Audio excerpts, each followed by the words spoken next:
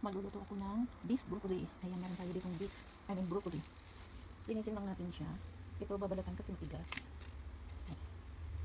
Yung iba guys, ang ginagamit nila ay yung flour lang. Ito hindi na. Ako, niluluto ko lahat. Basta balatan mo lang siya. Malambot na yung loob. Matigas kasi yan. Ganyan. Ganyan mo lang siya. Tapos yung ito nilalagay ko sa aking compost. Kahit wala tayong garden, nagko-compost tayo.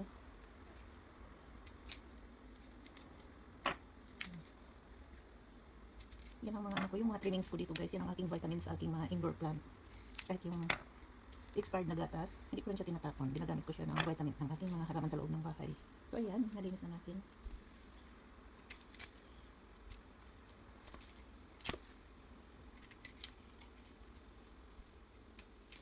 Sabi ko kasi kay Bossing, mag-change diet ako guys. Kasi medyo alam niyo na, kapag may edad na guys, maano na tayo, madali na tayo makakakuha ng mga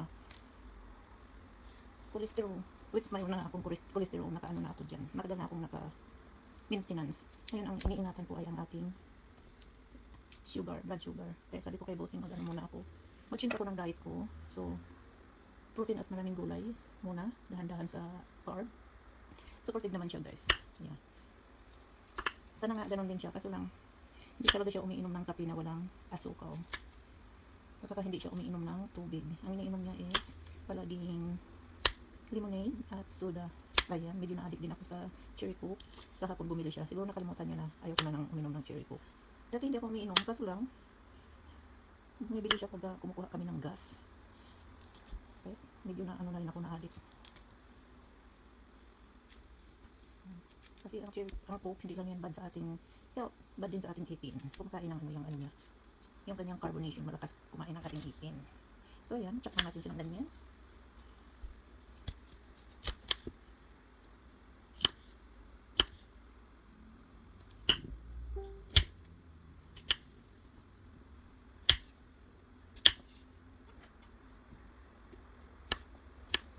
Tumatagal sa akin ito, dahil sa akin na lang.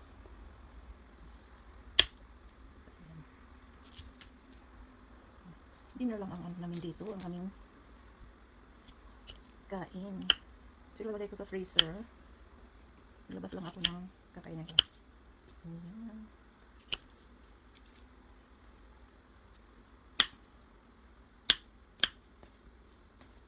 Tapos lagyan din natin siya ng mushroom. Dito meron tayong mushroom, bawang at sibuyas. Malaki ang ating sibuyas, kaya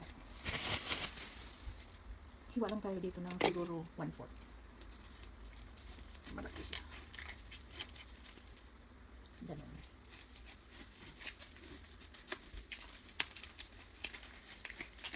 Ganun lang kalaki. Ipadin na natin itong pira.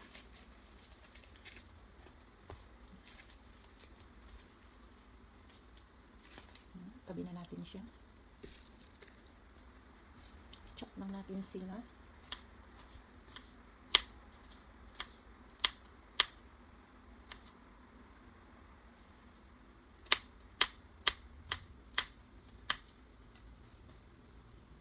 Sinasama natin dito.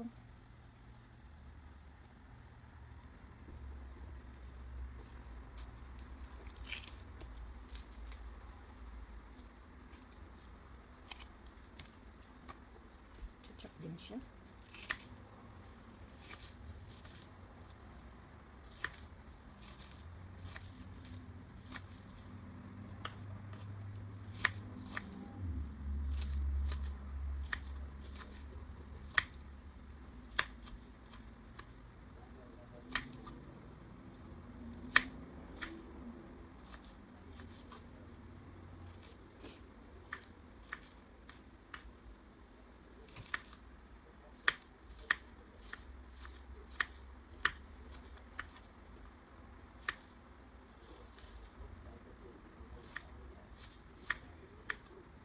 Ayan, pwede na yan.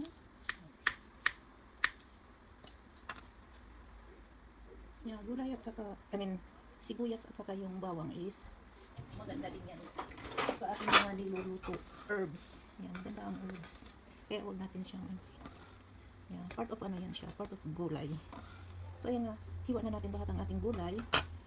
Hiwain na natin ang ating karne. Kaya inuuna ko ang gulay guys para ang ating karne ay hindi mapunta dito. So, ito yung gagamitin ko. Chuck roast. Lagay ko siya sa ating pressure cooker para lumambot.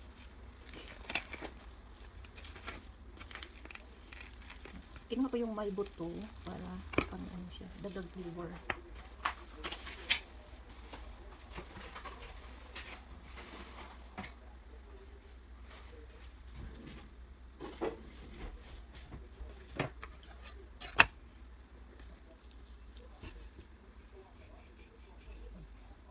Dagdag flavor ang buto.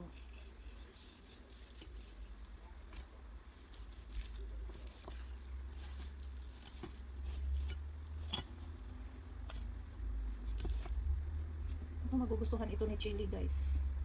Para kay Chili yan. Hingiin ko lang yung flavor. Pero yung buto ibigay ko sa kanya. Mahilig siya sa buto. Iwanan siya natin ng meat para meron siyang ma-enjoy. Ayan. So ano ko lang siya yung parang cube. Ganyan. Ganyan.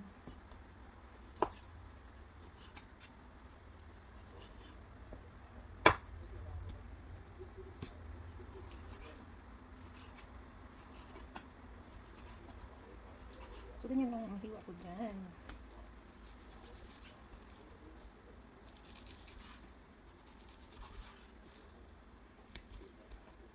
Ano na ba? Ay, kailaw na ang game.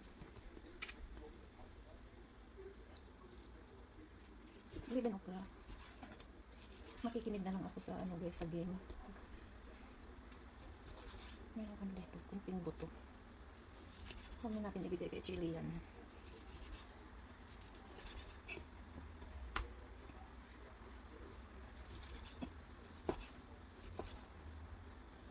So, ayan, hiwa na natin.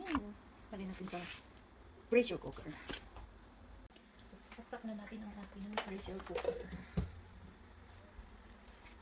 Lagyan natin ang ating beef. Huwag kalimutan ang buto.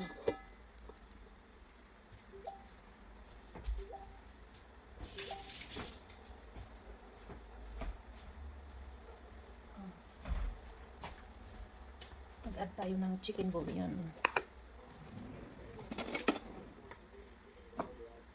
Kunti lang, pampa-flavor. Para may flavor ang ating meat. Lagyan natin ng tubig.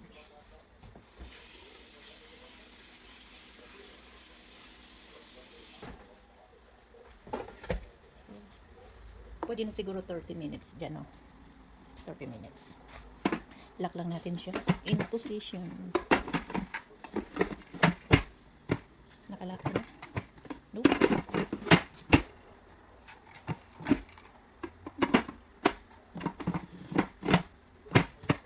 Mga gadget na hindi ko palaging ginagamit ay palaging nangangapa. So yun, nakalock na siya. Ilagay na natin sa ang gagawin natin low. Lagyan natin sa high. High. Tapos, time, siguro pwede ng 30 minutes.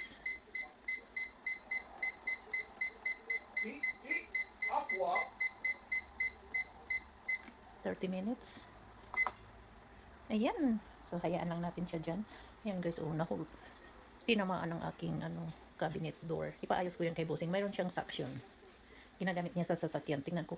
Tanungin ko kung pwede dito. Kasi mayroon na siyang dimpo. So, narinig niyo yun? Yun yung lock. So, lock na siya in position. So, cook.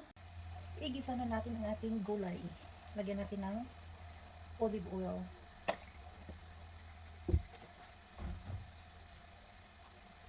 So, yes.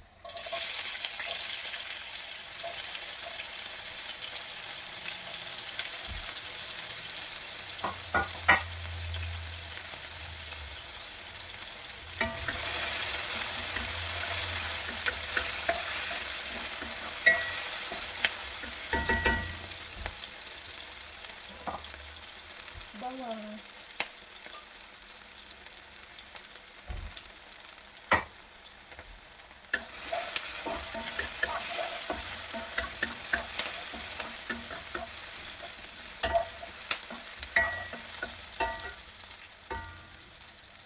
natin ang ating broccoli.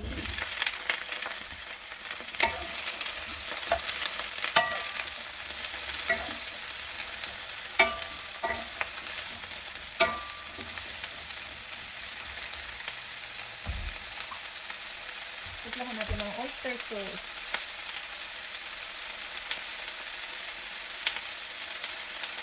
Hindi na ako maglalagay ng cornstarch para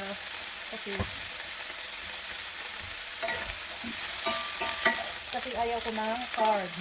So, iwas tayo sa mga starchy, ingat tayo sa mga sugar.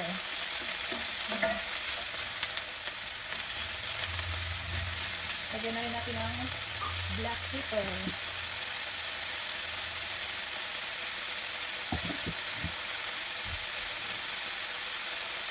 Haluin na.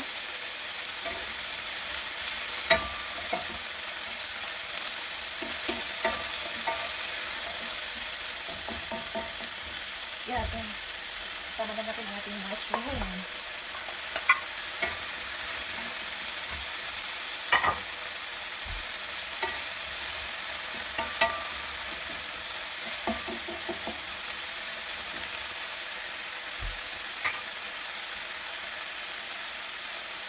Lagyan natin ng chicken powder. Kasi beef ang ating karne, kaya maghalo tayo ng chicken para may ito. Ngayon, ready na ang ating beef na nilagay natin sa pressure cooker. So, pwede na natin siyang ihalo dito. Yung gamitin natin yung tubig ay yung tubig sa ating beef. Ayan siya, guys. Takpan lang natin siya. Takpan lang natin. At tanggalin natin itong bone. Ibigay natin kay Chili yan. Yan. Para sa kanya. Palamigin lang. Ayan, hindi pwede sa kanya yan. Matulis yan. Tampo natin yan. So, kuluan lang natin ng more pa. Huwag natin masyadong i-overcook. So, ayan. So, sa mga hindi nag-low carb diet dyan, pwede nyong lagyan ito ng pampalapot. So, ang inyong sauce ay malapot.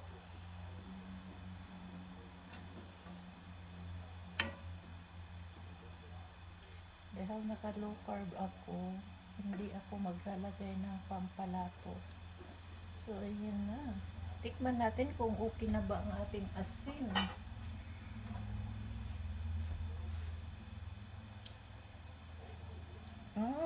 Okay na. Masarap na siya. Perfect. So, okay na ang timpla lahat, guys. So, ganyan lang yan. Thank you for watching.